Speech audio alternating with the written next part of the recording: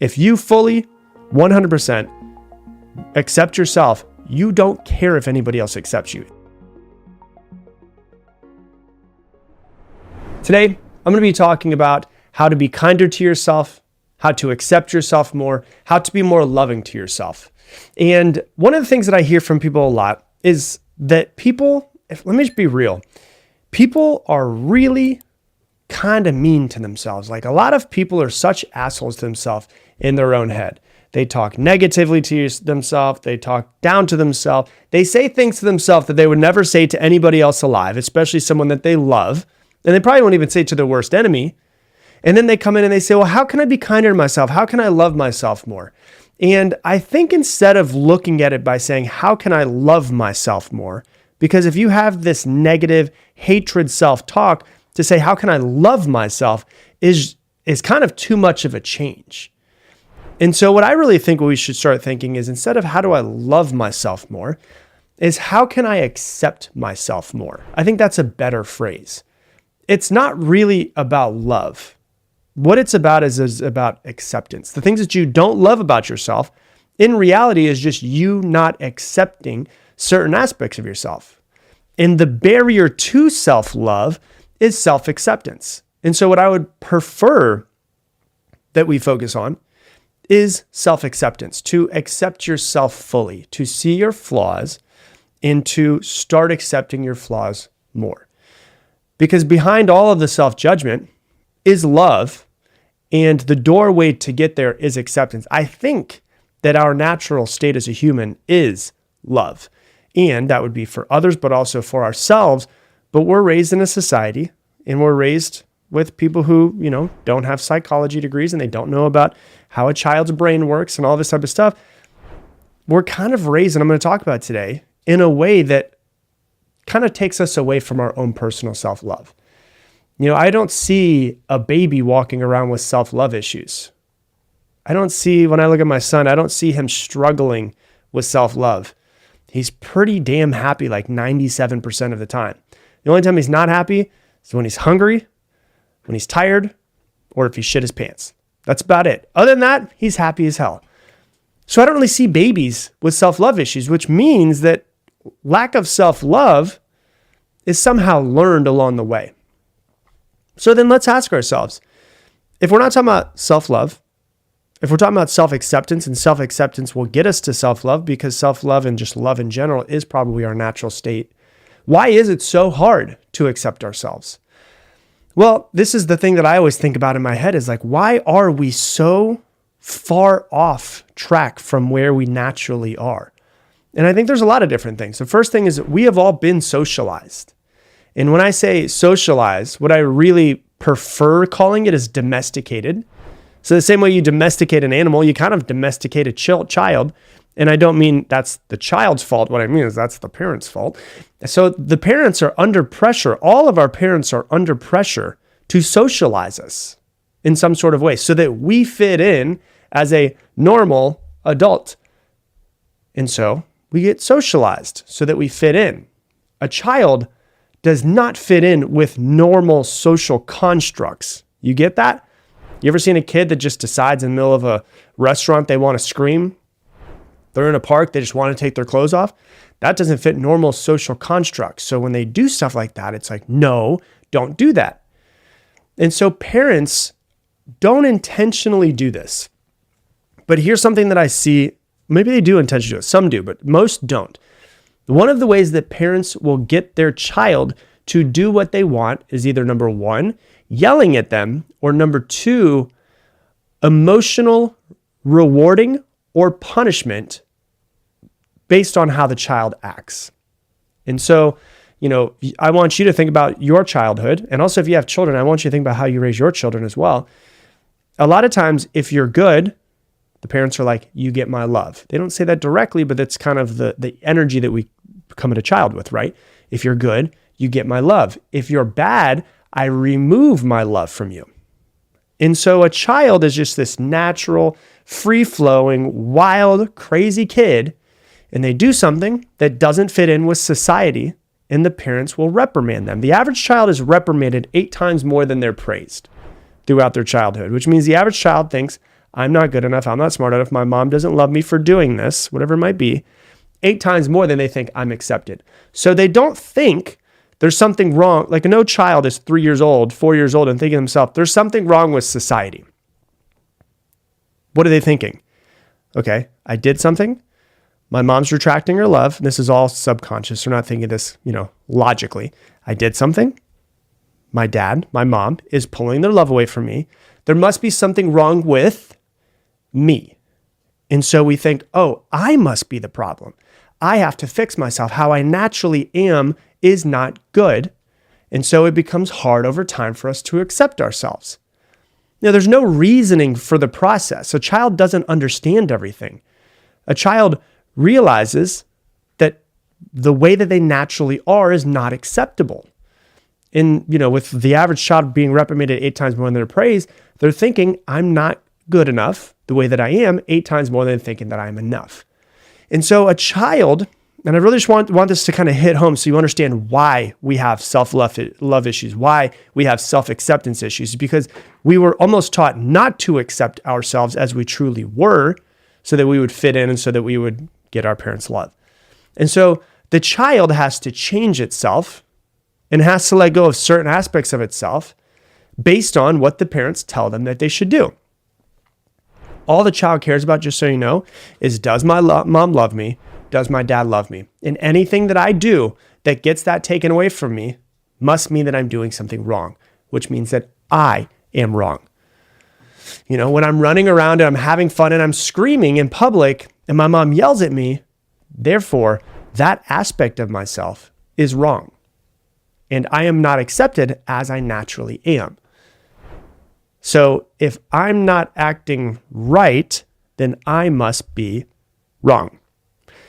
Right? Is this starting to make sense to you? Hopefully this is making sense to you. I really dive into this, and I've been studying child psychology for so long, and I've been studying parents and the way that they act, and I've been coaching people now for 19 years, and I can see how the parent's reaction based off of the child when they're younger creates an adult that acts a certain way or holds back in a certain way or doesn't accept themselves.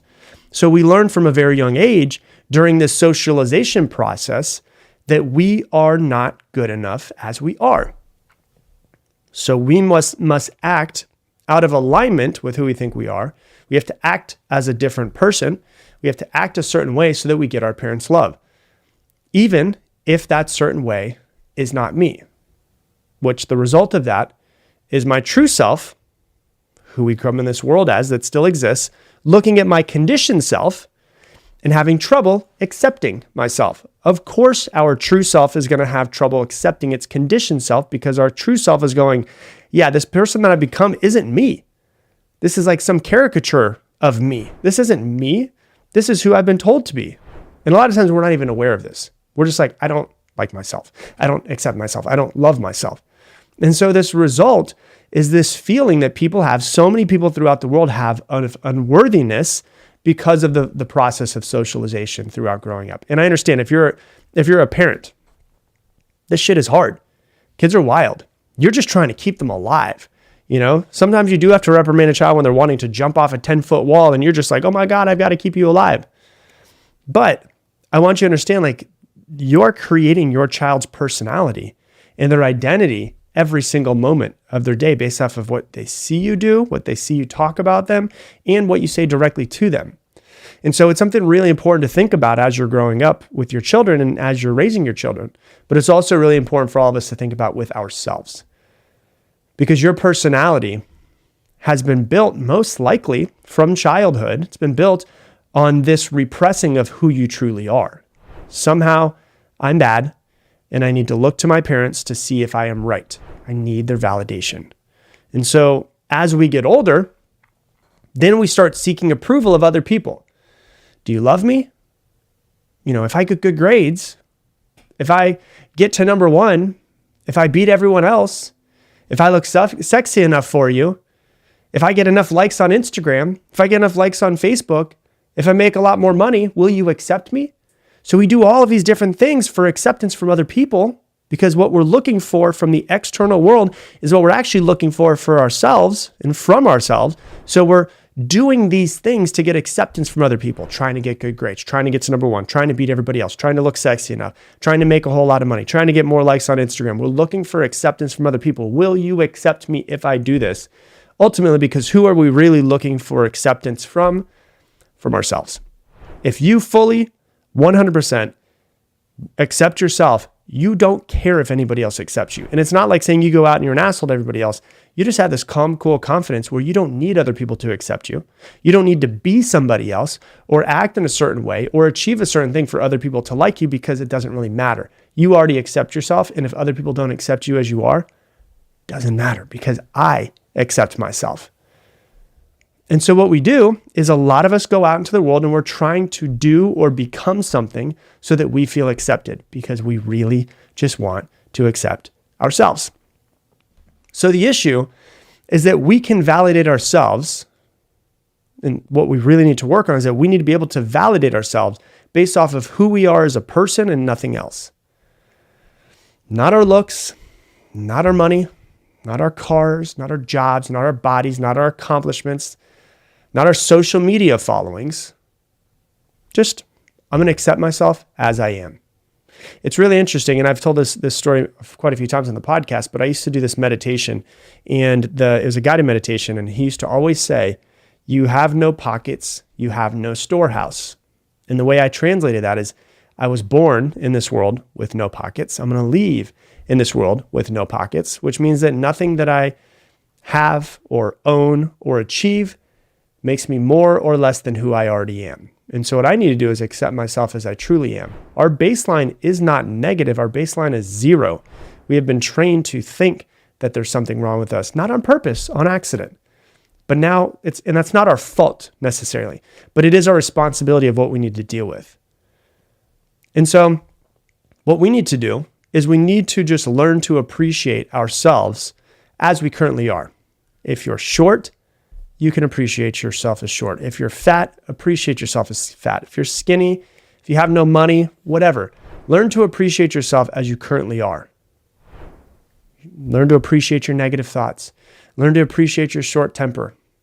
Acceptance first, no judging. You know, if you go into, like Ram Dass always talks about this, if you go into a forest, you don't go and look at the trees and you judge the trees. You just look at all the trees and you just appreciate them, right?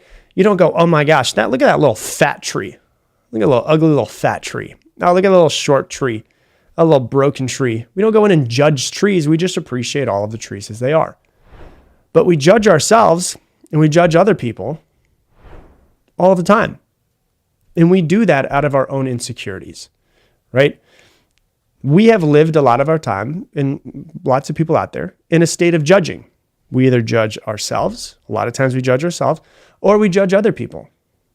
And so what I think we should do, instead of asking ourselves, how can we love ourselves? It's more of how can we accept ourselves? And now when I say acceptance, I don't mean that you just resign to the idea and you don't change yourself at all. I mean that you can still, and I've had so many people be like, Rob, but if I fully accept myself and there's not something wrong and I don't hate myself, aren't I going to be like not motivated to create my better life? And I'm like, no. You can still go out and want to be a millionaire and change the world and create a massive world-changing business and have 1,000 employees or be the best possible mother and all of it. You can want all of those things. And you can always still want to improve, because as a human, it is natural for us to always want to be growing and changing and evolving. That is one of the most natural core things that we have built inside of us. But as you're changing and evolving, you can also just accept yourself a little bit more. You can go ahead and you can create, a multi-million-dollar business if you want to, and hate yourself the entire time if you want to. It's not going to be as fun. But you can create the exact same business and you can accept yourself and love yourself as you're doing it. And in fact, I would actually put money on the person who loves and accepts himself is probably going to build that business faster, because they're not mentally holding themselves back and mentally self-sabotaging all the time. And so you have to allow yourself to be a human being. All your flaws, everything. And just learn to accept yourself as you are. You don't have to achieve. You don't have to buy something. You don't have to make a certain amount of money. You don't have to put on makeup. Just accept yourself as you truly are. And one thing that I think that every single person should do that's listening to this podcast is try to rediscover yourself, your inner child, your true self as you truly are. What do you love to do? Like, what's fun? What's something that you just absolutely enjoy that you haven't done in a while? And maybe you've been so caught up in having to be an adult and having to provide and having to pay the bills that you haven't done something that you've loved in years. What is that thing? What if you just started to become more of that child again and have more fun and accept yourself? There's nothing that you need to do. There's nothing that you need to prove to change, to be loved, and to be accepted. And so what I'm trying to get you to really understand is the most important aspect of being kind to yourself, the most important aspect of self-love is accepting yourself as you truly are. Understanding why we probably don't accept ourselves based off of childhood, based off of conditioning, based off of all of those things. And so think about this, like when you think about your childhood, do you remember any memories from your childhood where you felt like maybe your parents retracted love in some sort of way because of something that you did? Maybe they, like a lot of times I hear parents, or a lot of times I hear children say, well, yeah, like I only got my father's love when I got an A, or I only got my father's love when we won a basketball game. Okay, well, that's an example of love not being given, so fully retracted until you achieve. So people would go, well, I need to achieve. Or do you remember if I acted a certain way, my mom would disconnect from me. She wouldn't talk to me for the rest of the day. And so I want you to kind of think about those things that have happened to you in your past. Journal through them. Another thing that's really good to journal through is like, what aspects of myself have I been struggling to accept? Start writing them down. What aspects of myself have I been struggling to accept? And then what can I do to accept myself more for who I truly am? Like, what can I do to wake up and just start from a place of self-acceptance? Yeah, I do kind of have a short temper sometimes. Okay, I can accept that. And as I accept that, I can start to change it as well. And then ask yourself the question, what does my inner child want me to rediscover? How will I commit myself to taking the first step towards rediscovering who I truly am? And that's really what I want you to think about is what would it look like for me to just rediscover my inner child, for me to rediscover who I truly am, and then just go on this journey of just self-acceptance. The more you accept yourself, the more that you're naturally going to find that, number one, your energy throughout the day is better, life's a little bit easier, and at the same time, self-love just kind of feels more natural. Hey, if you loved this video and you want to watch the next one, YouTube thinks that you should watch this video right here next. So go ahead and click this to watch the next video. And if you want to subscribe so you don't miss any more videos, click this one right here. I've been in a one-bedroom apartment with no furniture, my mattress on the floor, eating pasta from Walmart for 2 months straight in order to stay alive, and thought to myself, oh my God, I need to do something different. I need to get my life together. Today, I'm going to be talking about how to get your life together in 4 simple steps. And let's be real, everybody. Life is a lot. It's all over the place. It can feel messy. It can feel overwhelming. It can feel amazing. It can feel like it's slipping through your fingers. You can feel like you're spinning your wheels. And I've been in the place personally multiple times of sitting there and thinking, holy shit, I need to get my life together.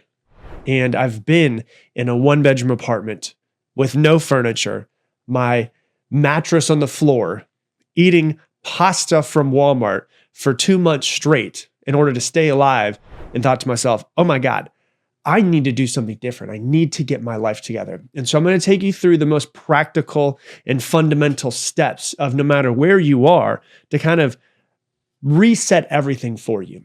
And what I'm going to cover today is not rocket science. This should be the fundamentals, and you should master the fundamentals before you try to add more advanced stuff to your life. And so let's dive into it.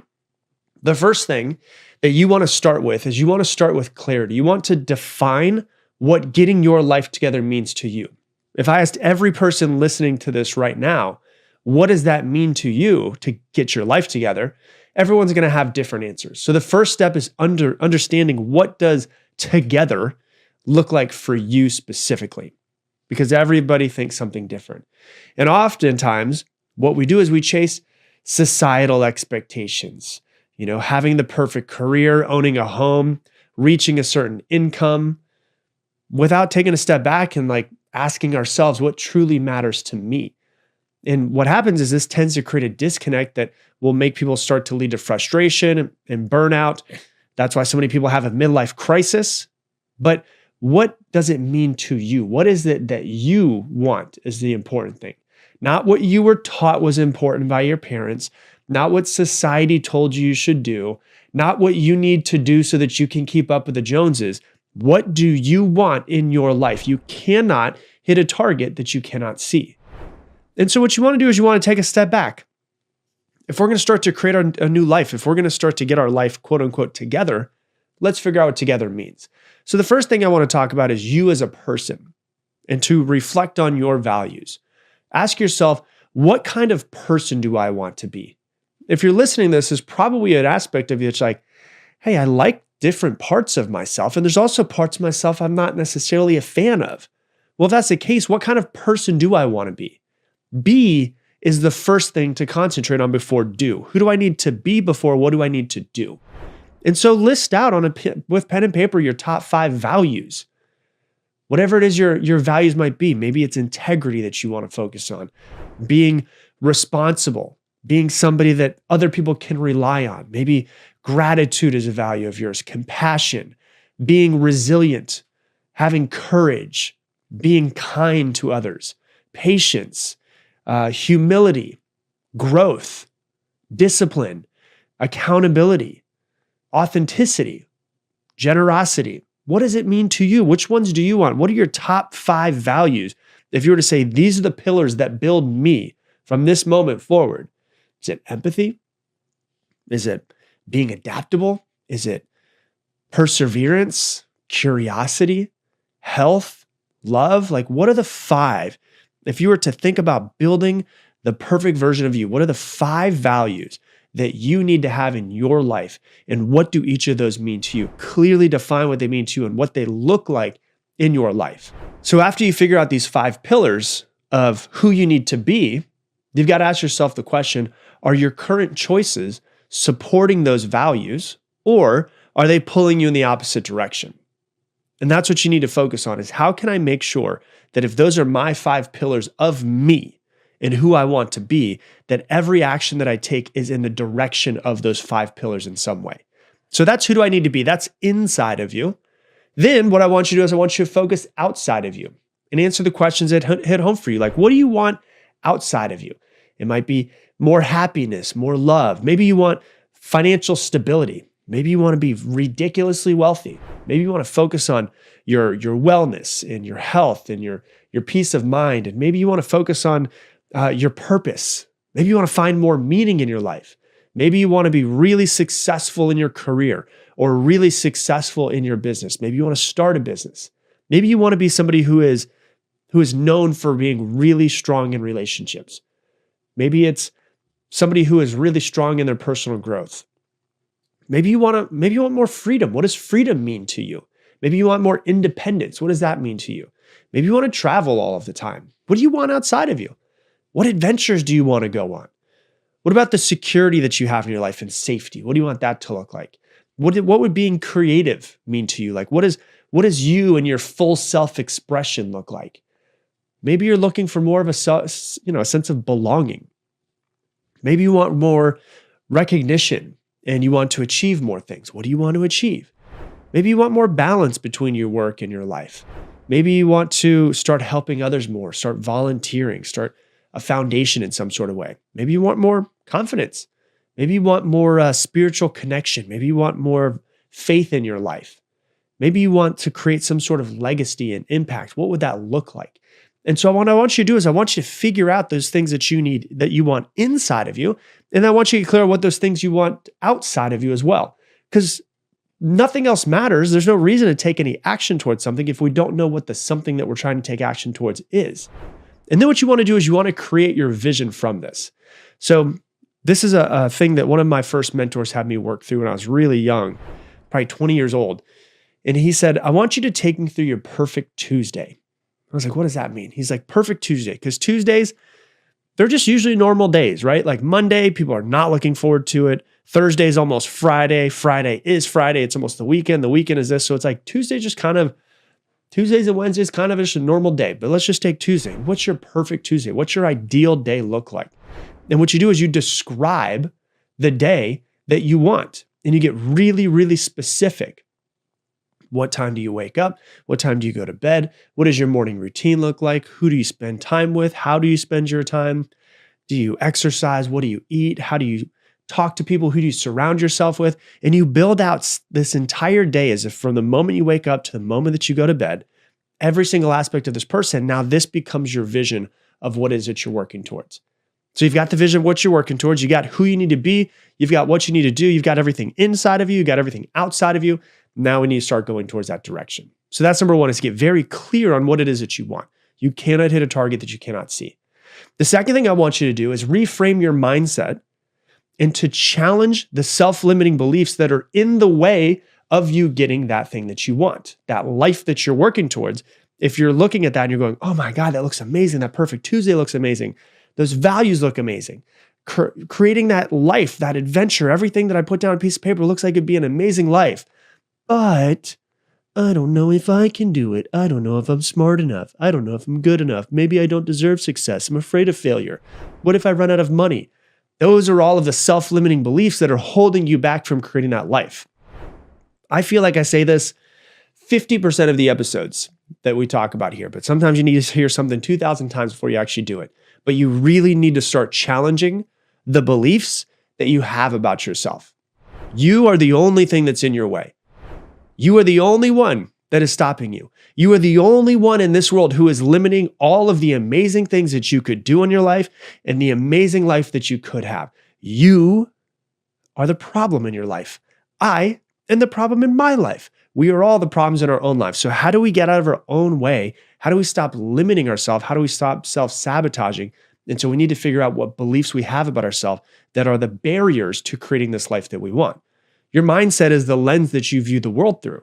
So if you consistently tell yourself, I'll never figure this out, I'm too old, I'm too young, I'm too far behind, I'm not smart enough, not pretty enough, people don't like me, I'm too shy for all of this, I'm an introvert, this won't work, I'm an extrovert, this won't work.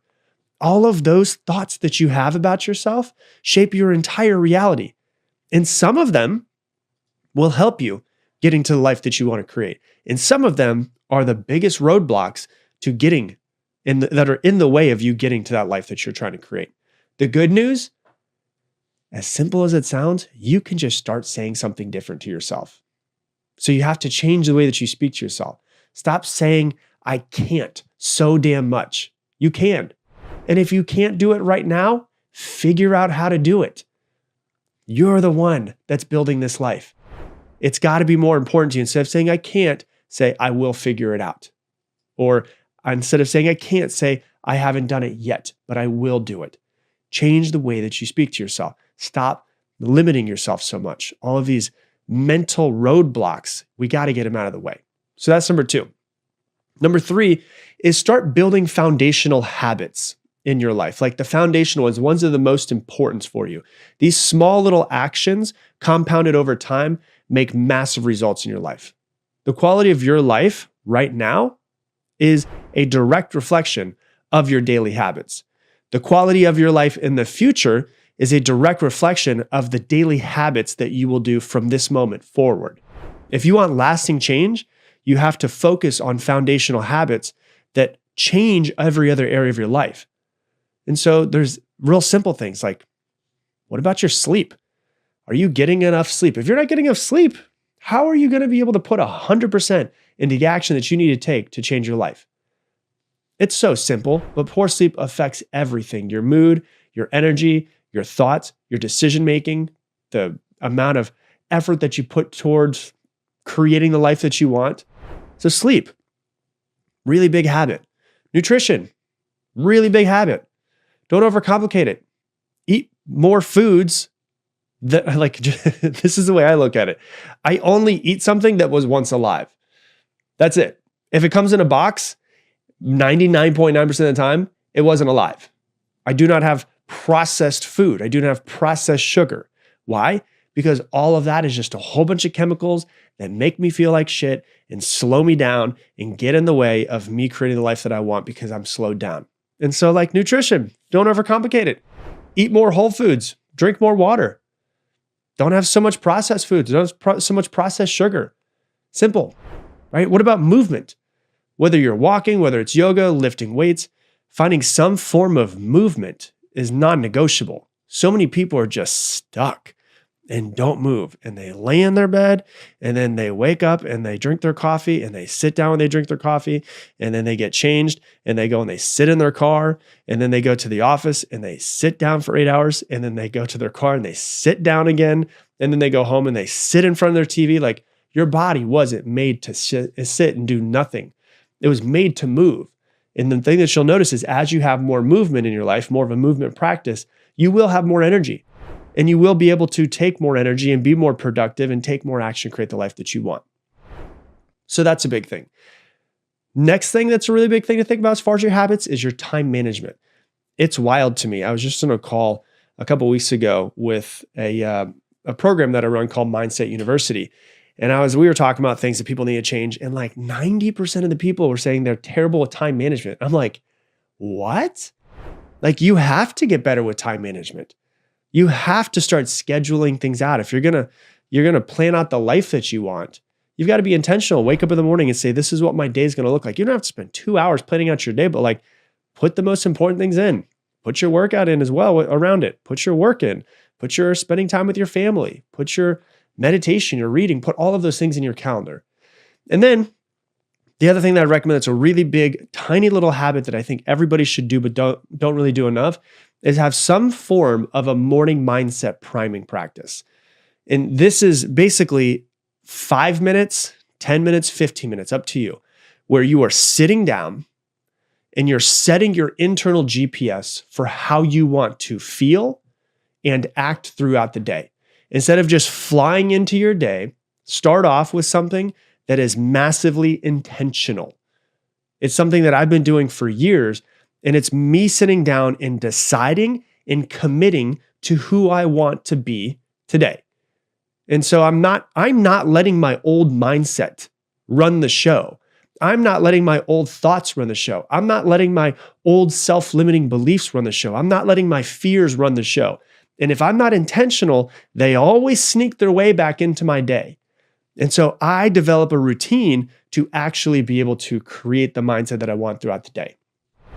I'm priming myself to be the absolute best that I can be. And so figure out what that looks like to you.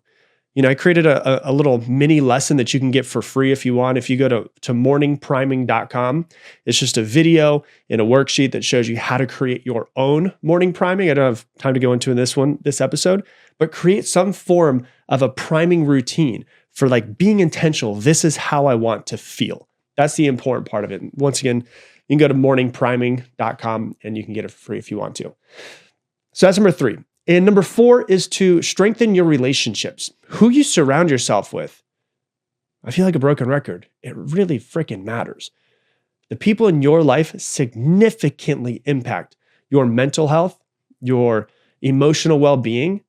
If you're going to get your life together, you need some form of a support system that uplifts you, that aligns you, and that helps you grow and doesn't hold you back.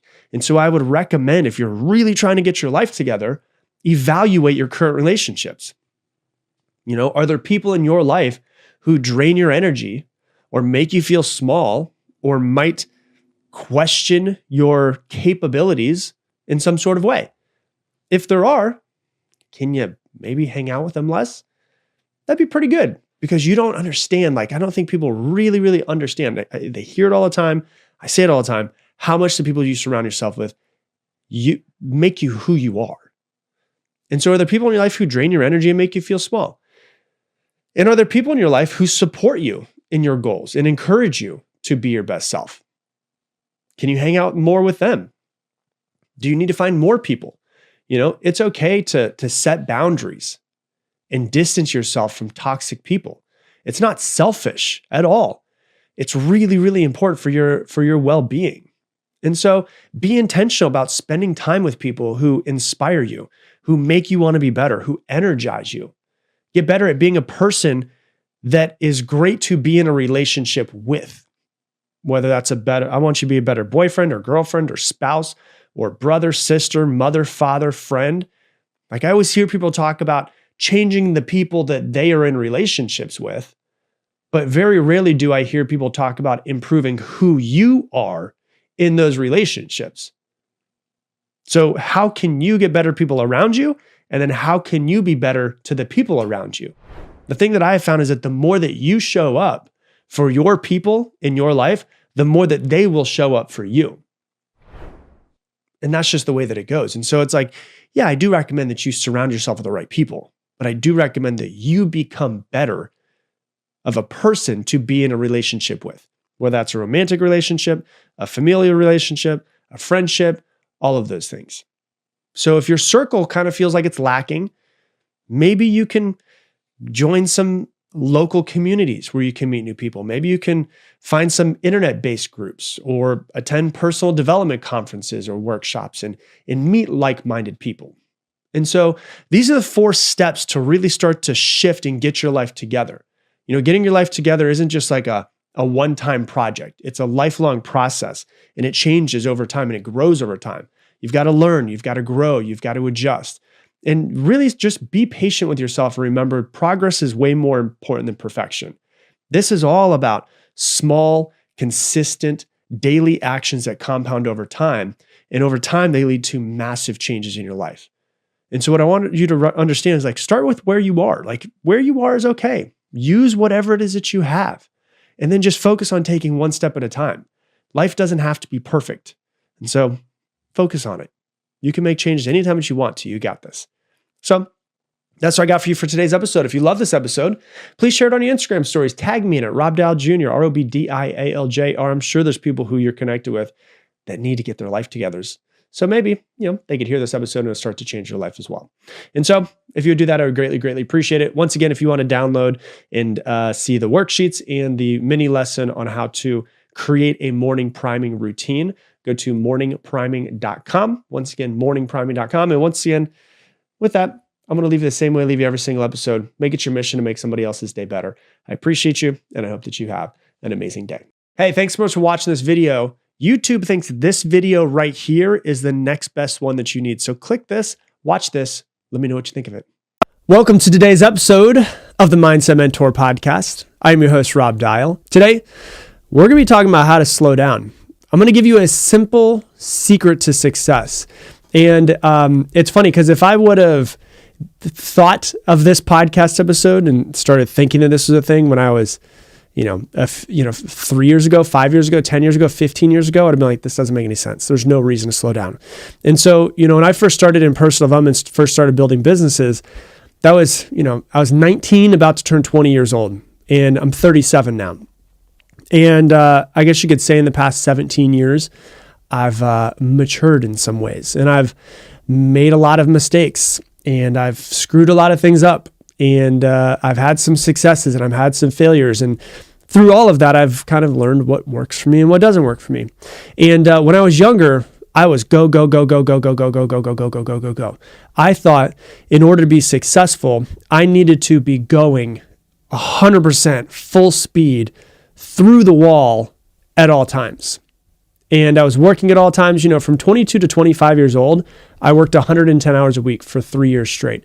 I would usually be in my office, and I was usually there by about 7 a.m. And I would usually leave by about 10 or 11 p.m. every single day.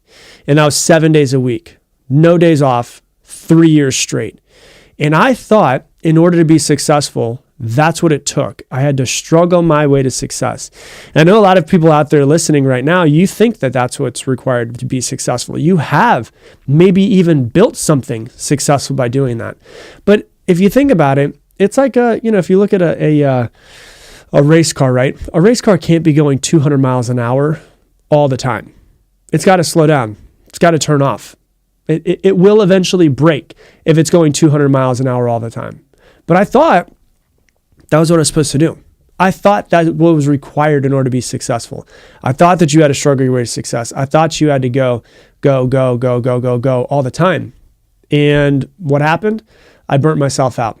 I ran my business and myself into the ground. I went from being the number one franchise in an entire company to literally going out of business within 18 months. And so now that I've been doing this for 17 years and been able to, build a couple businesses, run a couple of them into the ground, and finally build a business that is successful, that is growing, that is sustained.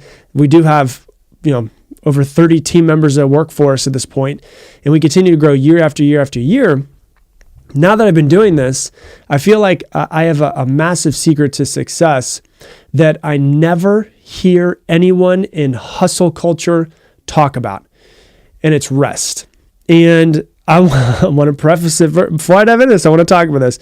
I know some of you could use rest as a way to deflect taking action that you need to when really you're not at the rest moment of your life. You're not at the rest moment of your business. And when I say rest, you're going to hear when I start talking about it, it could be something that's literally 5 minutes in the middle of a day, but not 5 months. Right? So maybe it is 5 months, maybe it's not. I don't know. But I just want to, before we dive into it, there's a thin line between resting when it's necessary or deflecting responsibility and saying that you need quote unquote rest. I can't help you with that. That's your own personal life decision and what you're going to do. But I just want to bring that in before we dive into it. Because in hustle culture, go, go, go, go, go, rarely do I hear people, if ever, I don't even think I hear anybody talking about the importance of rest, the importance of taking a break, the importance of actually not working, the importance of being alone with your thoughts, the importance of simply existing with nothing that you have to do.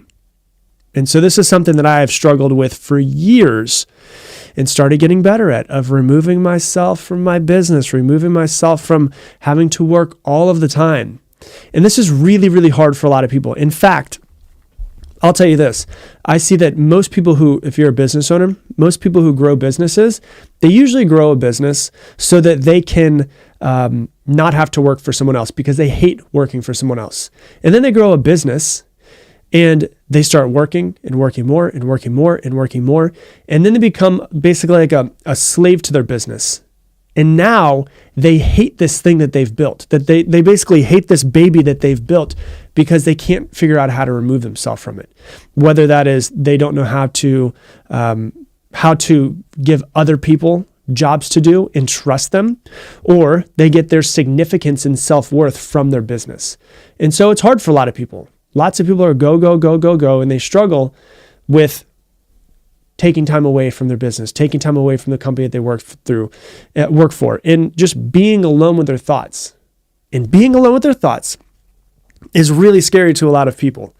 Do you want to know how scary it is? There was actually a study that was done, and this is what's crazy about people.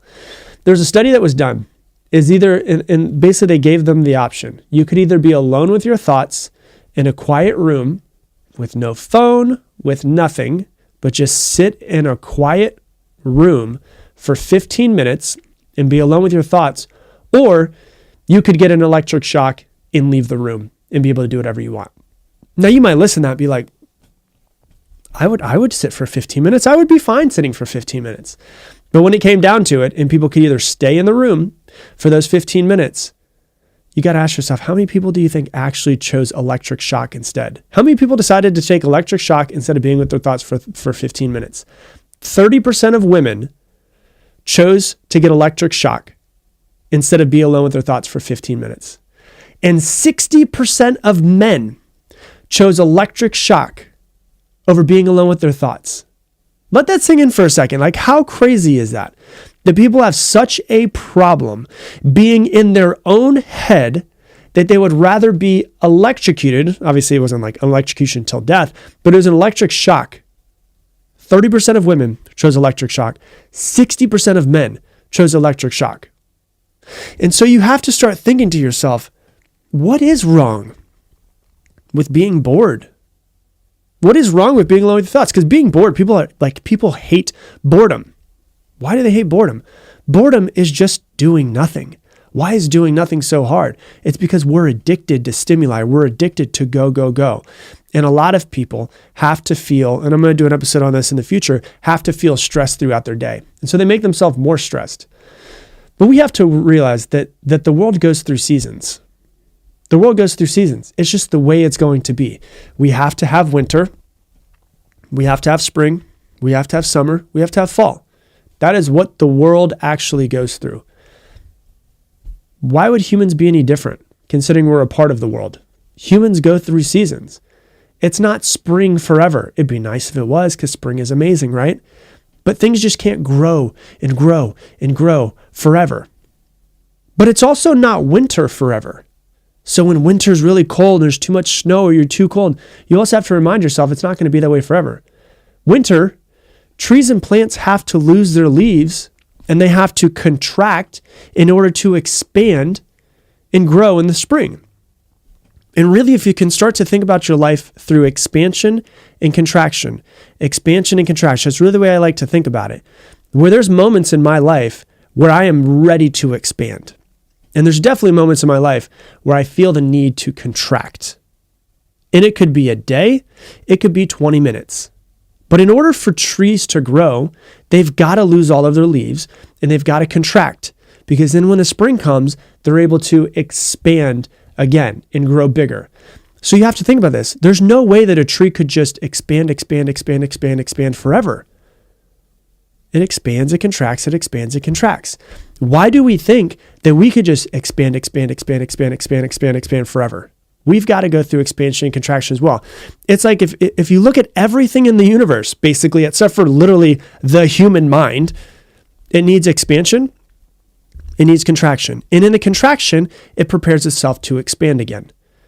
And so if you think about it this way, it actually starts to make a lot of sense. Like even if you look at the human body, you can't eat forever, right? That's expansion, but it's got to contract. It's got to go inward. You've got to be able to digest and then get rid of whatever you were just eating in order to make space for expansion again.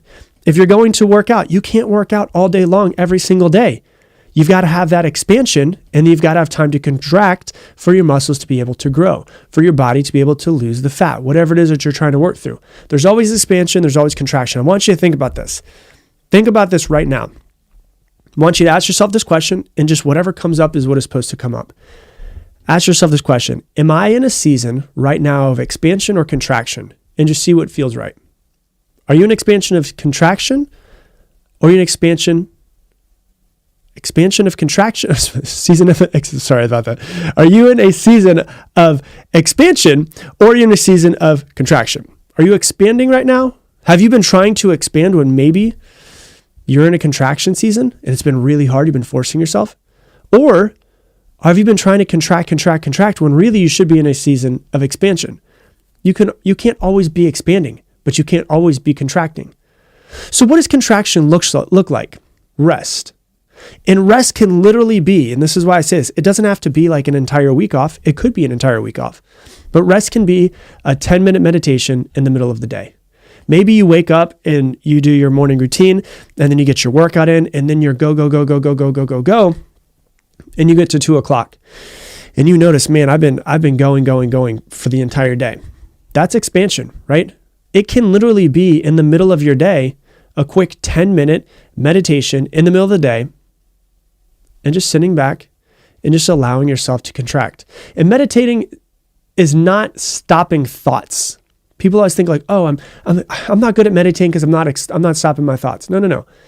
Meditation is basically just observing everything that's going on, and just observing your thoughts, observing your body, observing the room, and just sitting back and taking, like, mentally, spiritually taking a step back and just allowing yourself to exist. And so when I say that because some of you guys are growing a business right now, you're like at the infantile stages of your business. You're like, Rob, I can't take a week off. I can't take a day off. That's fine. I'm not saying that's what you have to do, but you could take 10 minutes off multiple times throughout the day, so you can expand throughout the day and then contract throughout the day, expand throughout the day and contract throughout the day. You can make sure that you're expanding hardcore Monday through Friday, and then you're contracting Saturday and Sunday and giving yourself space from your business, giving yourself space from certain things. Rest could literally be turning off from work 100% at 6 p.m. to enjoy your life, being present with your family. That's rejuvenating. That's allowing yourself to be able to grow. Right? Rest can literally be, I work from this time to this time, and when this time hits, 6 p.m. hits, I'm off. I'm done. And I'm giving my brain a rest. So expansion and contraction, when I say this, it doesn't mean like you have to take a week off. It doesn't mean you have to take a month off. It could be done throughout the day, multiple times throughout the day. You can expand and you can expand and contract multiple times throughout the day. It could be planning a weekend trip with your family and doing no work. That could be contraction for you. But then the funny thing is, I used to think this in my mind, so I know a lot of you are thinking this right now. But Rob, if I slow down, won't I be less motivated? Or, won't I not get to where I want to be? I used to think that. But the crazy part is, it's easier to go for a run the next morning when you have a really good night of sleep, isn't it? Like think about this for a second. If you want to wake up and go for a run in the morning, you could have a shitty night of sleep and you could have a good night of sleep, right? Is it easier to go for a run after you have a shitty night of sleep or actually have a great night of sleep? Really good sleep. Why? Because you're rested. Some of you, growing your business, growing your family, doing whatever it is you're trying to get to the next milestone, won't allow yourself to rest. And you're actually hurting yourself more by being go, go, go, go, go, go, go. Now, mind you, Rob at 22, 23, 24, 25 years old would have been like, this guy's freaking crazy. Rob at 37 now could be like, Rob at 25, shut the hell up. Like, I've been through a lot more than you have. I've built the business that you wanted to build for a really long time. It's taking a step back and just allowing things to happen. And when I say taking a step back, I don't want you to think like, oh, 2 steps forward, 1 step back, 2 steps forward, 1 step back. It's like the way I say, when I think taking a step back, I mean like when you're going to shoot an arrow, you have to pull the arrow back. And the further that you pull it back, when you let go, the further it's going to go forward. And so to shoot an arrow, you must pull it back. The further that you pull it back, the farther that it... Welcome to today's episode of the Mindset Mentor podcast. I'm your host, Rob Dial. Today, we're going to be talking about how to slow down. I'm going to give you a simple secret to success. And it's funny because if I would have thought of this podcast episode and started thinking that this was a thing when I was 3 years ago, 5 years ago, 10 years ago, 15 years ago, I'd have been like, this doesn't make any sense. There's no reason to slow down. And so, when I first started in personal development, first started building businesses, that was, I was 19, about to turn 20 years old, and I'm 37 now. And I guess you could say in the past 17 years, I've matured in some ways, and I've made a lot of mistakes, and I've screwed a lot of things up. And I've had some successes and I've had some failures. And through all of that, I've kind of learned what works for me and what doesn't work for me. And when I was younger, I was go, go, go, go, go, go, go, go, go, go, go, go, go, go, go. I thought in order to be successful, I needed to be going 100% full speed through the wall at all times. And I was working at all times, from 22 to 25 years old, I worked 110 hours a week for 3 years straight. I would usually be in my office, and I was usually there by about 7 a.m. And I would usually leave by about 10 or 11 p.m. every single day. And that was 7 days a week, no days off, 3 years straight. And I thought in order to be successful, that's what it took. I had to struggle my way to success. And I know a lot of people out there listening right now, you think that that's what's required to be successful. You have maybe even built something successful by doing that. But if you think about it, it's like, if you look at a race car, right? A race car can't be going 200 miles an hour all the time. It's got to slow down. It's got to turn off. It will eventually break if it's going 200 miles an hour all the time. But I thought that was what I was supposed to do. I thought that what was required in order to be successful. I thought that you had to struggle your way to success. I thought you had to go, go, go, go, go, go, go all the time. And what happened? I burnt myself out. I ran my business and myself into the ground. I went from being the number one franchise in an entire company to literally going out of business within 18 months. And so now that I've been doing this for 17 years and been able to, build a couple businesses, run a couple of them into the ground, and finally build a business that is successful, that is growing, that is sustained. We do have, over 30 team members that work for us at this point, and we continue to grow year after year after year.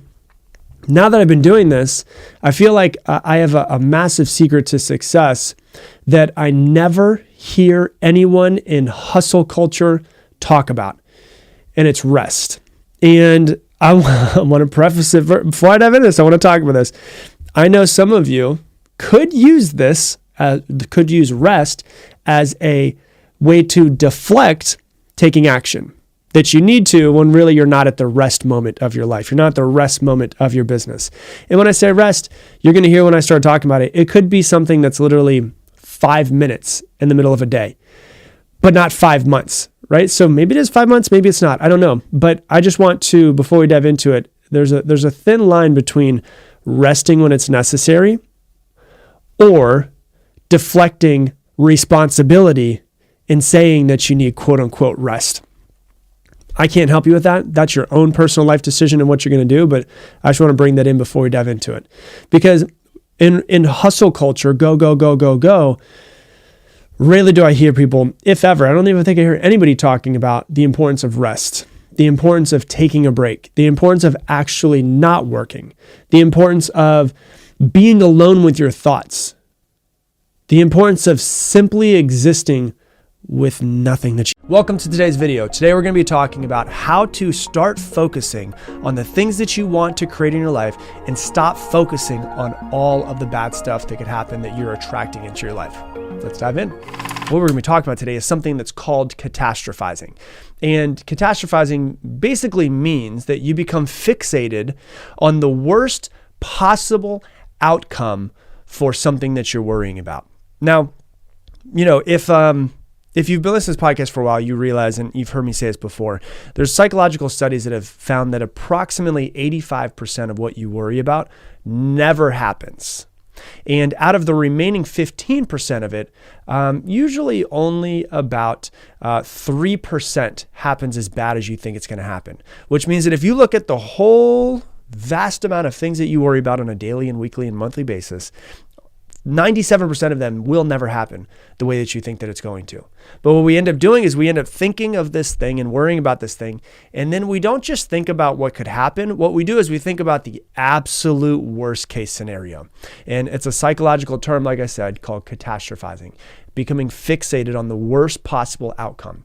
You know, and it looks kind of like this. If I don't pass this test, I'm going to fail this class. And if I fail this class, I'm probably going to fail out of school. And if I fail out of school, I'm going to be a complete failure in life. And so the anxiety of thinking about a test automatically goes to being a complete failure in life. And our brain works so ridiculously fast.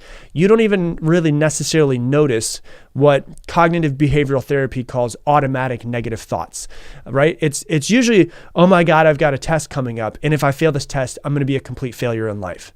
And we don't really notice because our brain works so quickly and makes so many connections so fast that what's actually happening is if I don't pass this test, I'm going to fail this class. If I fail this class, I'm going to fail at school. If I fail at school, I'm going to be a complete failure.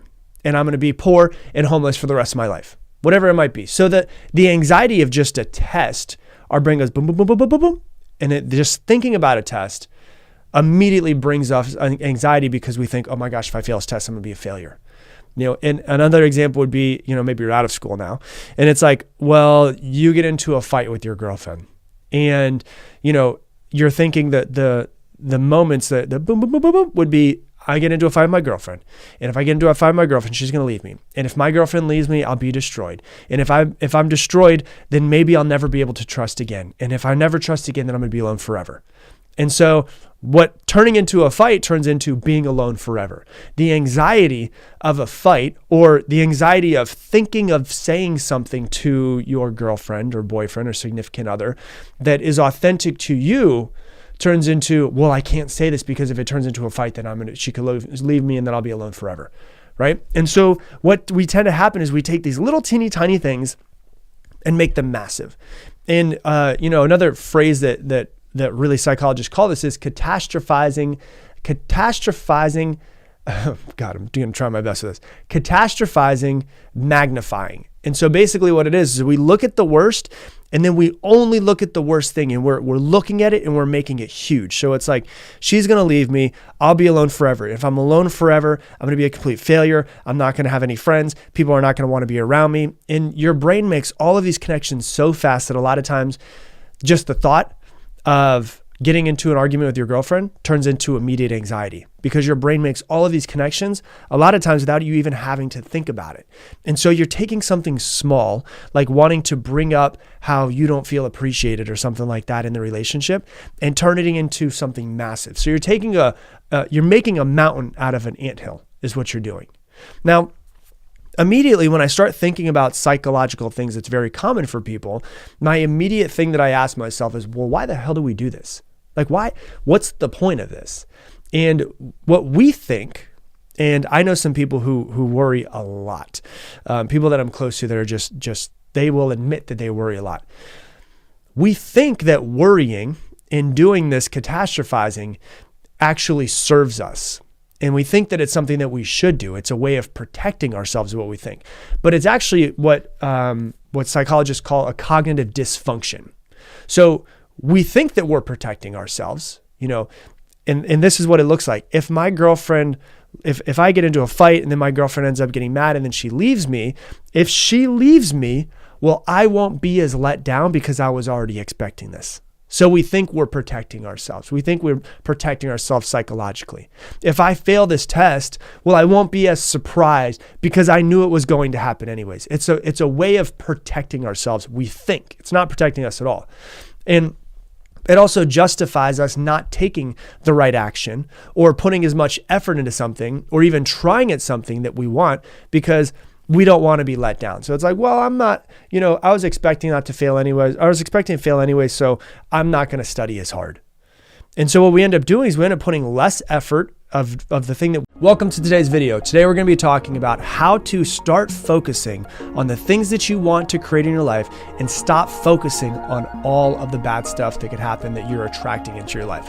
Let's dive in. What we're going to be talking about today is something that's called catastrophizing.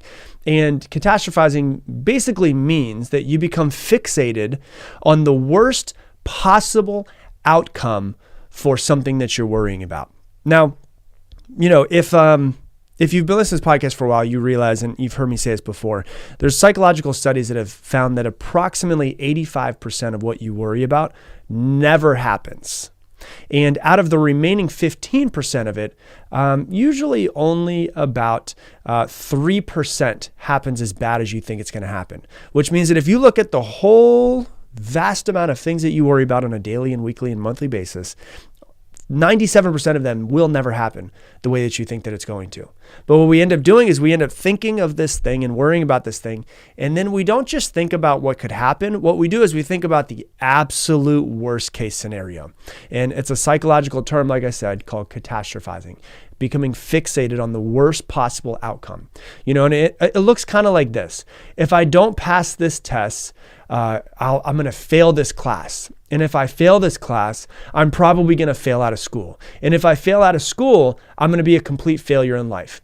And so the anxiety of thinking about a test automatically goes to being a complete failure in life. And our brain works so ridiculously fast. You don't even really necessarily notice what cognitive behavioral therapy calls automatic negative thoughts, right? It's usually, oh my God, I've got a test coming up. And if I fail this test, I'm going to be a complete failure in life. And we don't really notice because our brain works so quickly and makes so many connections so fast that what's actually happening is if I don't pass this test, I'm going to fail this class. If I fail this class, I'm going to fail at school. If I fail at school, I'm going to be a complete failure. And I'm going to be poor and homeless for the rest of my life, whatever it might be. So that the anxiety of just a test, our brain goes boom, boom, boom, boom, boom, boom, boom. And just thinking about a test immediately brings us anxiety because we think, oh my gosh, if I fail this test, I'm going to be a failure. And another example would be, maybe you're out of school now and it's like, well, you get into a fight with your girlfriend and, you're thinking that the moments that the boom, boom, boom, boom, boom would be, I get into a fight with my girlfriend. And if I get into a fight with my girlfriend, she's going to leave me. And if my girlfriend leaves me, I'll be destroyed. And if I'm destroyed, then maybe I'll never be able to trust again. And if I never trust again, then I'm going to be alone forever. And so what turning into a fight turns into being alone forever. The anxiety of a fight or the anxiety of thinking of saying something to your girlfriend or boyfriend or significant other that is authentic to you turns into, well, I can't say this because if it turns into a fight, then she could leave me and then I'll be alone forever, right? And so what we tend to happen is we take these little teeny tiny things and make them massive. And, another phrase that really psychologists call this is catastrophizing.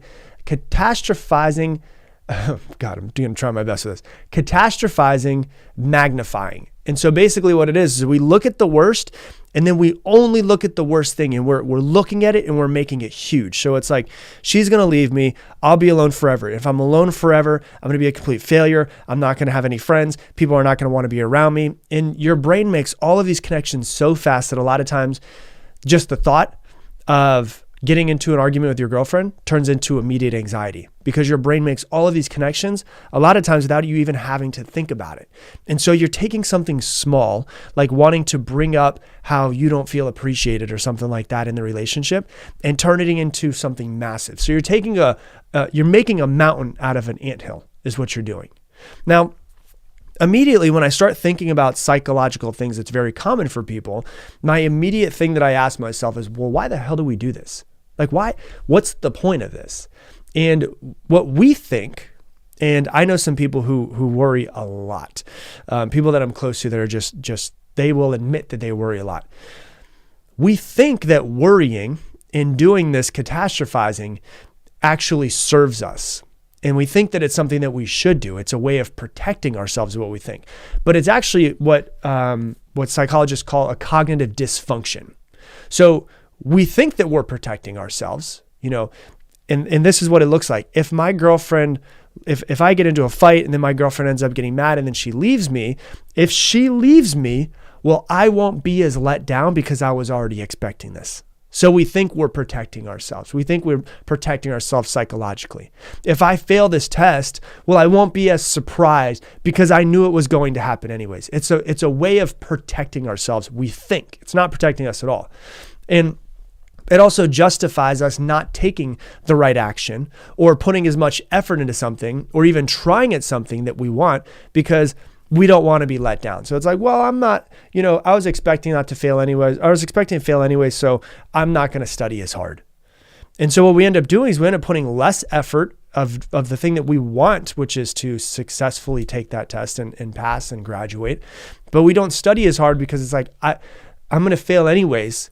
And I'd rather not put a whole lot of effort into it and then be let down. And it feels better in the short term, but in the long term, it absolutely feels ridiculously terrible, right? So you don't start a business because you think it's going to fail. So you don't feel like a failure in the short term, but you never get to be as successful as you truly want in the long term. So it protects us a little bit in the short term, but in the long term, time, I always say this, time always works its way out. Time is either your best friend or your worst enemy. And it will either be your best friend or your worst enemy based off of the actions that you take today. Time always works its way out. So, you don't ask somebody out because you're afraid. And so in the short term, you won't be rejected, so you'll feel better. But in the long term, if you don't overcome it, you could be alone forever. And so catastrophizing at its core is an attempt to avoid feeling something that we would deem negative. Catastrophizing at its core is an attempt to avoid some sort of feeling. Imagining the absolute worst so that we don't take the action that we want to or that we need to, and therefore we protect ourselves from the worst thing happening. And so we don't put as much effort into it. So something happens, fight with a girlfriend, and then we think that something bad's going to happen from it. And then what also happens is there's another thing that's involved in this, and it's called a thinking error. And you think that she's going to leave you and you're going to be alone forever. But the best way to really start to become aware of the catastrophizing, the dysfunction, but also the thinking error is to take a step back out of your own head and to start to look at yourself as if you're a coach and you're coaching somebody else, or if you are your own friend coming to you for advice, and you can take your emotions out of it and start to look at it very objectively and not really as subjectively. So the best way to help yourself is to take yourself out of your own head and to look at it and to develop the awareness around your thoughts and what's actually happening. You've heard me say it on this podcast before, when you're in the jar, you can't read the label, or when you're in your own head, you can't really see exactly what's going on. There's too much emotion. There's too many little tiny things happening. But when you take yourself out of your head and you look at yourself as if you're a friend coming to you for advice, what would you say to that friend? What are you now noticing about that friend that you weren't noticing about yourself? Usually we think that if we imagine the worst, we can prevent it. But the crazy part about it is, studies actually show that's completely false. It's the exact opposite. Usually if we imagine the worst, we actually create worse circumstances in our life. So we think, I'm going to imagine the worst so that I can protect myself. But when you imagine the worst, you actually create worse circumstances. And so researchers have found that catastrophizing actually worsens both your physical and your mental outcomes. Well, that sounds fun, doesn't it? In other words, you will make the situation worse ultimately than it was originally. So we think we're protecting ourselves. We're actually kicking ourselves in the crotch. Seeing the worst usually invites the worst into your life. Usually we invite in exactly what we're trying to avoid. That's the crazy part about it. And so I don't think people really truly understand. It took me years to understand how incredible of creators of our reality that we are. And so when we're constantly trying to avoid something, we're usually going to get that thing because our focus is trying to avoid that thing. Our focus is on that thing. And you're going to attract that thing into your life if you're constantly thinking about it, whether you're thinking that you want it or whether you think that you don't want it. So we usually invite exactly what we're trying to avoid. So I'll give you a couple examples of what it means, right? Like let's say someone has chronic pain. One of the things that I had for years, and I've changed my complete language around it, is I had chronic pain. I had to go, I was 27 years old. I had 4 torn labrum. My labrum in each shoulder were torn. My labrum in each hip were torn. And I went to some white coats that told me that I needed surgery. Some surgeons that said, yeah, you definitely need surgery on your hips at 27 years old. Luckily, my uncle is a physical therapist. And he said, hey, you're doing physical therapy, right? And I said, yeah. He said, send me over your workouts. So I sent him over my workouts, and his exact phrase, he looked at it and he said, you're doing some Mickey Mouse shit. That's what he said to me. He goes, you're 27 years old. They're making you do workouts in physical therapy that you would give an 80-year-old woman that has shoulder problems and hip problems. He goes, you need to go to a functional therapy. And he said, the other thing that you want to do is stop identifying with the pain, right? And so what we tend to do is what I was doing is I was thinking to myself, oh, somebody smarter than me tells me that I have a problem. And so then I would be around people and I'd go to work out and I'd say, well, I can't do that because I'm injured. Well, I can't do that because I'm injured. And I started actually speaking my problem that I didn't want anymore, even more into reality. And so I think about the pain. And because I'm thinking about the pain so much, because I've identified with the pain, and I started thinking about that, and I speak to other people about the pain, my brain focuses on the pain, which ultimately makes it more painful. So I'm focusing on the pain, not focusing on the healing. And so what I started doing is I started doing the workouts that would ultimately lead to healing, not towards just trying to stay the same. I went to do the workouts that were more healing, and I stopped identifying with the pain. I stopped saying that I had shoulder issues and hip issues, and I would say I'm recovering. I'm healing from. And those might seem like little teeny tiny things, but ultimately what I was doing was I was actually saying out loud what it is that I wanted. Now you fast forward 10 years, I don't have near as, it was hard for me to sit down for longer than 30 minutes, right? It was so crazy. Now I don't have that problem. So if the brain focuses on the pain, ultimately it's going to make more pain. We are creators of our reality. Now I'm not saying if somebody needs to have like heart surgery, they should sit around and be like, no, I don't need heart surgery. Obviously, be smart with what's going on in your life. But it's just an example of my chronic pain and how I was able to switch it and ultimately change the way my body felt and my brain was focusing on it. Another example would be let's say someone is misdiagnosed with ADHD, right? Which is very common nowadays to be misdiagnosed, because usually what tends to happen is doctors come in, they spend 15 minutes with you, they ask you what's going on, they label you really quickly. And then what happens is, let's say they misdiagnose somebody with ADHD, that becomes their story and truth to them. That becomes their story. That becomes their truth. Oh, well, I have ADHD, so I can't do this. Well, I have ADHD, so I can't do this. I have ADHD, so I can't do this. And they start actually limiting themselves. They say, oh, I can't build a business because I can't focus. I can't do this because I can't focus. I'm not focused enough because I have ADHD. There's no way I'll grow a business. And they get a job and believe that they can't focus. And then because they can't focus, they get fired, whatever it might be. And the crazy part about it is when you do the research, so many people think, oh, I have ADHD or I have ADD, I can't focus. Which ultimately, if somebody's not interested in something and they have ADHD, it's very hard for them to focus.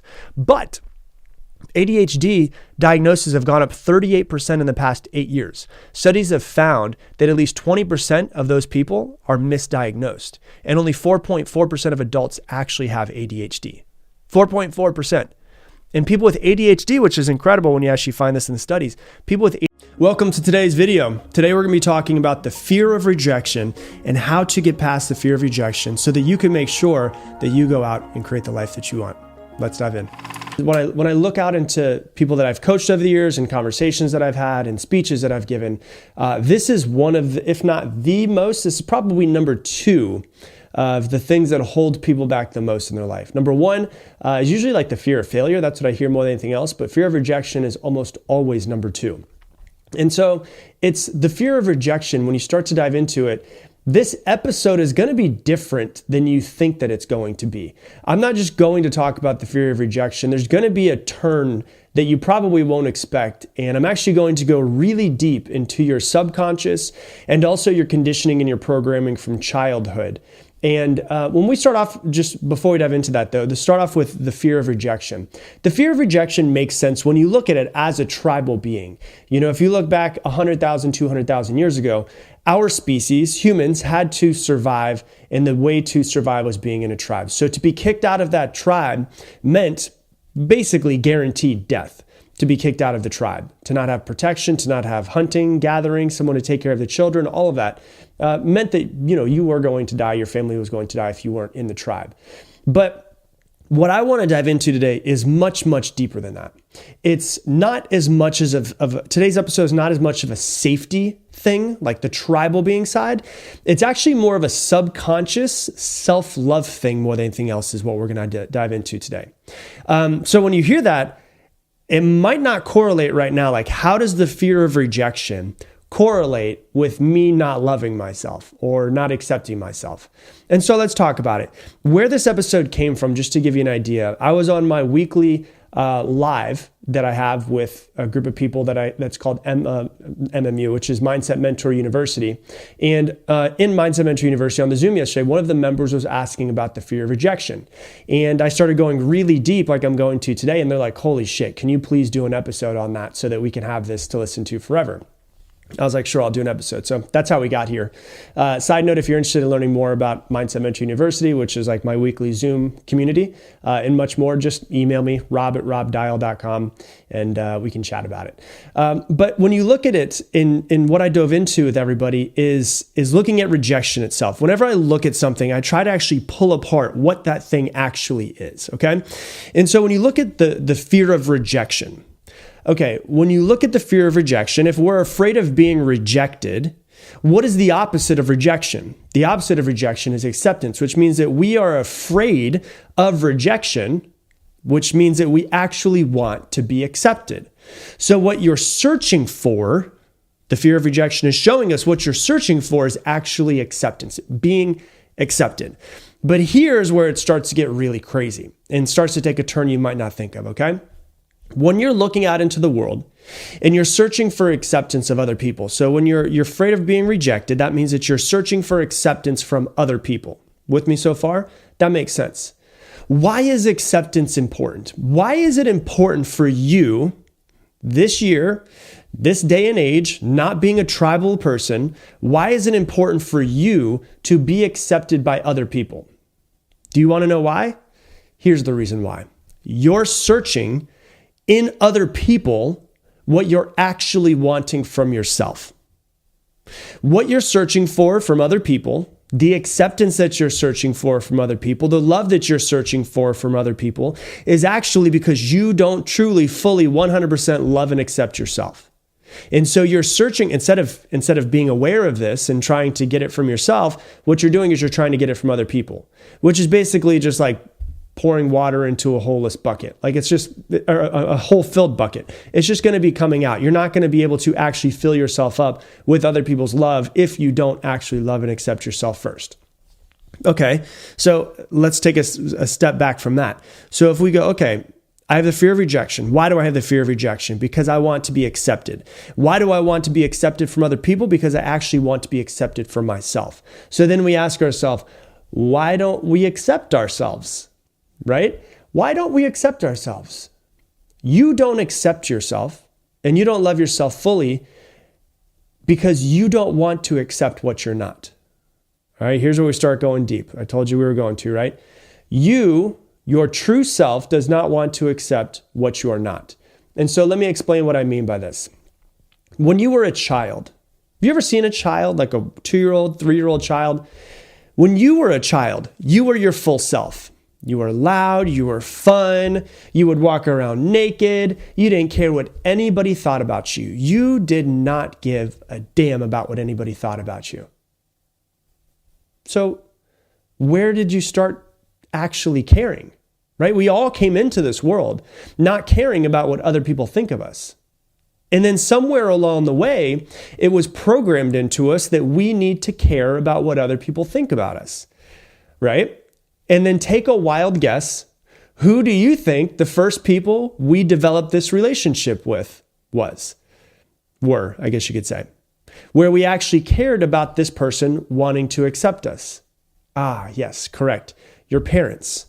And so because your parents need to socialize children, because all parents need to socialize children so that they fit in with society, or as I like to call it, instead of socializing them, we domesticate children.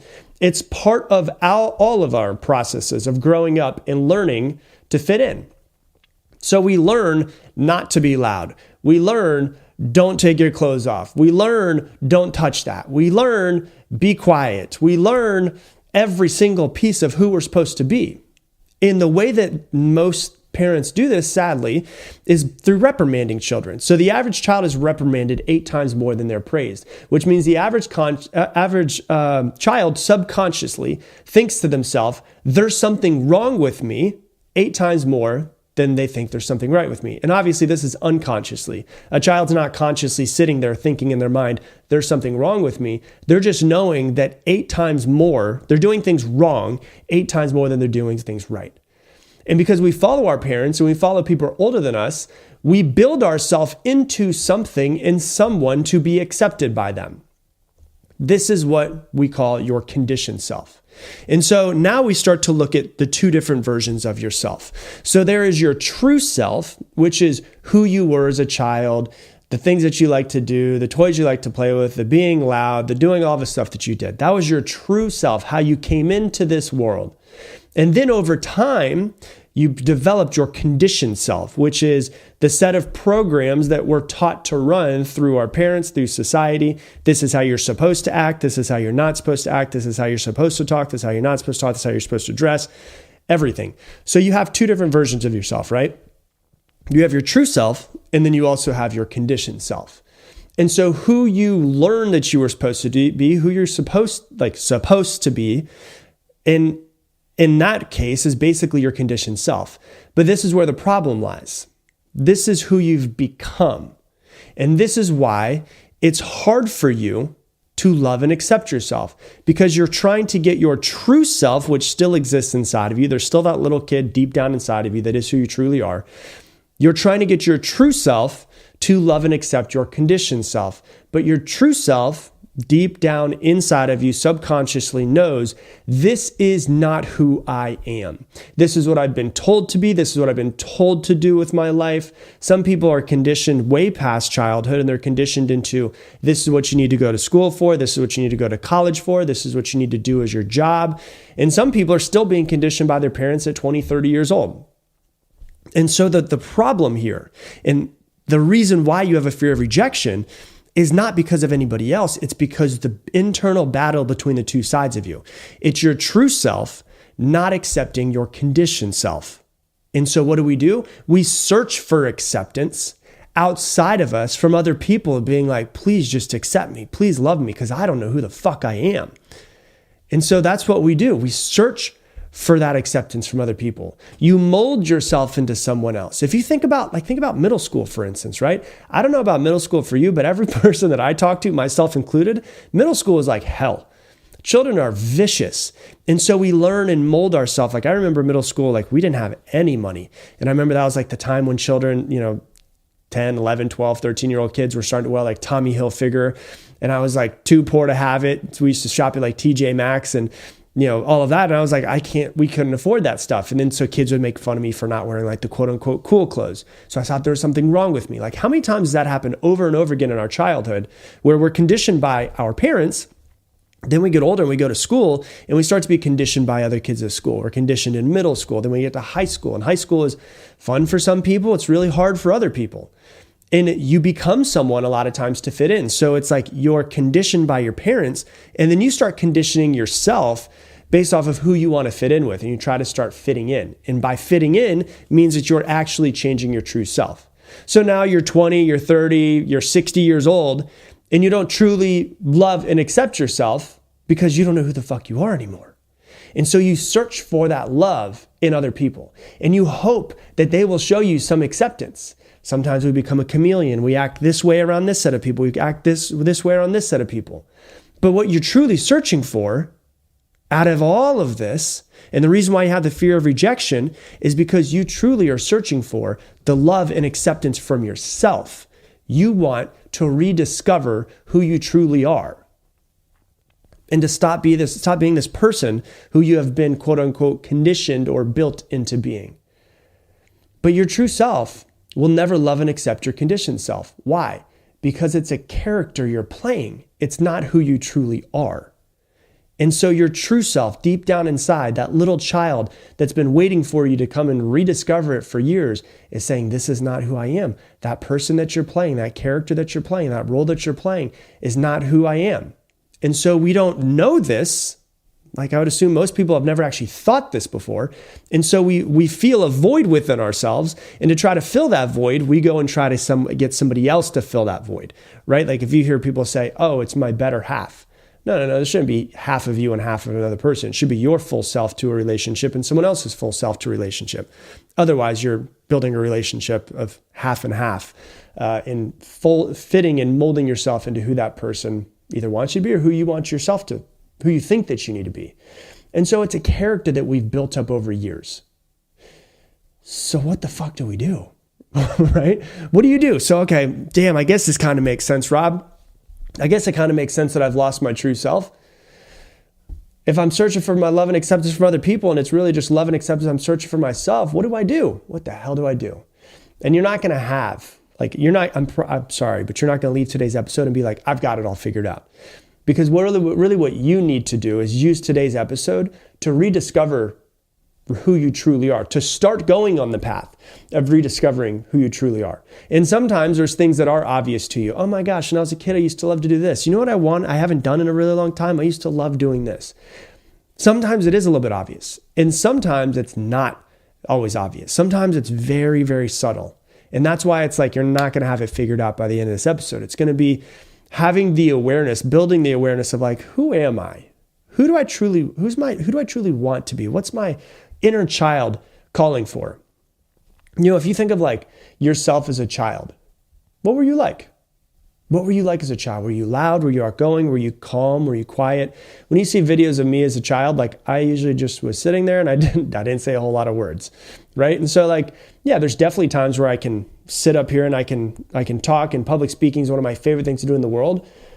But majority of the time, I'm not talking. I'm sitting, I'm quiet. I've just kind of rediscovered my quiet self. So when you look at videos of yourself as a child, what were you like? What were your hobbies when you were a kid? What did you love to do? Did you do dancing? Did you paint? Did you build things with your hands? Did you play sports? Did you play with Legos?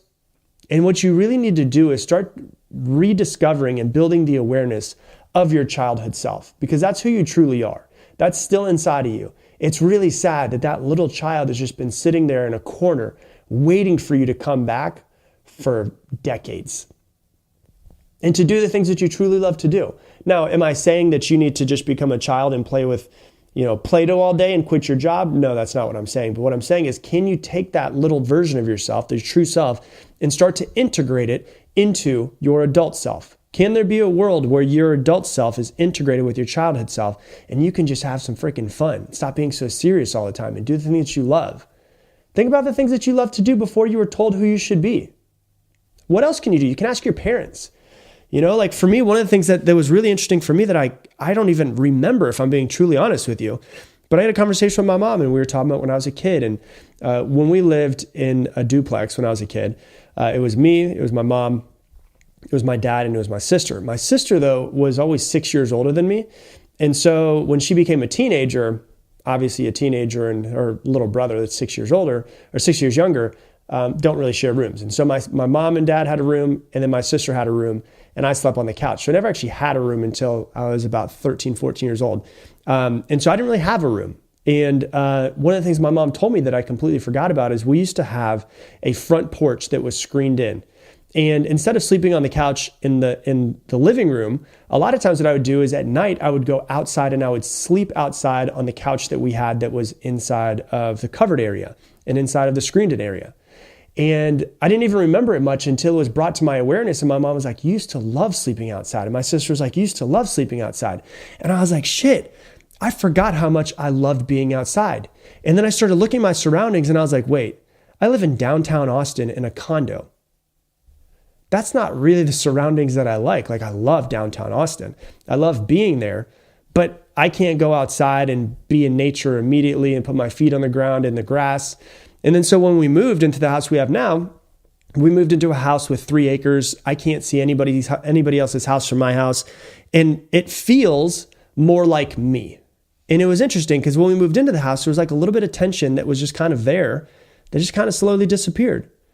And I was like, man, it's because I'm rediscovering these things that I truly love that I completely forgot about. And that came because I had a conversation with my mom, and that reminded me of it. So maybe you have a conversation with your mom and start to figure out who you used to be and what you used to do, and just start to rediscover and see if there's some hobbies that you loved or maybe some hobbies you want to pick up. And I'm going to say this, it's not an overnight thing. This is like a rest of your life type of thing. This is a rediscovery. When you discover something, you're trying to discover something, you have to go on a journey for it. So it's about building the awareness of the reason why I'm afraid of being accepted, afraid of rejection, and why I care so much about other people's opinions is because I'm searching for acceptance in them. And then I'm searching for the acceptance that I'm actually searching for in them is the acceptance that I'm searching for in myself. And my true self is not accepting my conditioned self. And so the natural path is to go, who am I? Who is my true self? What do I love? What do I want to do? And you start to go on this path of rediscovery, because always what you're searching for outside of you is actually what you're always searching for inside of you. And so that's why you're afraid of rejection. That's why you care so much about other people's opinions, because really what you're searching for is what you want from yourself. So that's what I got for you for today's episode. If you love this episode, please share it on Instagram stories and tag me in at Rob Dial Jr., ROBDIALJR. Also, if you love this podcast, I guarantee 100% you're going to love my book that just came out last month. It is called Level Up: How to Get Focused, Stop Procrastinating, Upgrade Your Life. It is a step-by-step process to understand the most complex piece of machinery in the entire world, which is your brain, your mind, and how to use your mind to actually create the life that you want. And so once again, it's called Level Up. It is anywhere where books are sold. Go ahead and buy it if you want to. And with that, I'm going to leave you the same way I leave you every single episode. Make it your mission to make someone else's day better. I appreciate you, and I hope that you have an amazing day.